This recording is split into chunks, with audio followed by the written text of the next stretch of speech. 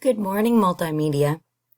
I'm going to go over the dream room assignment, but as you can see, some people in our class have already turned this in. This must have been one that you liked. So, we're going to pretend with this dream room assignment that I'm a game show host and that you have won my grand prize. So, you get to buy 12 things you want to have for your dream room.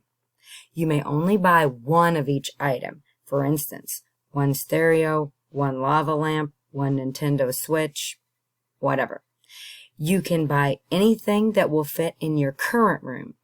If you share a room, you can act like your roommate or brother, sister, cousin, whoever you stay with, isn't there though. You may only buy one item per website. So I should see 12 different websites in your log. Now, I also want to tell you that what you buy is important because the next assignment that we do, you will have to use that information. So keep that in mind. So how I would do this is I'm going to go ahead and I'm going to open up Google Sheets. And this is what you get. Now, so I don't destroy your sheet by accident, I'm going to go ahead and make myself a copy so I can start filling it in. So let's think about it. What do I want in my room? So I would probably want a bed. So I'm going to brainstorm like 12 things that I want. But I know I want a bed. So I'm going to go ahead and search for that. Allow my location, and I'm going to go to Beds and Wayfair. Why not, right? So I'm going to take a look. Let's see if there's anything cool.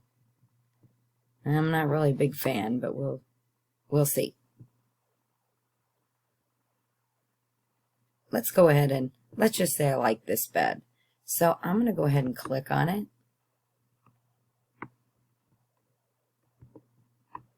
And I'm going to copy the name. Control C. I'm going to put the exact item. So I've got the Hiller Wing upholstered standard bed. And it's $195.99. So I'm going to go back and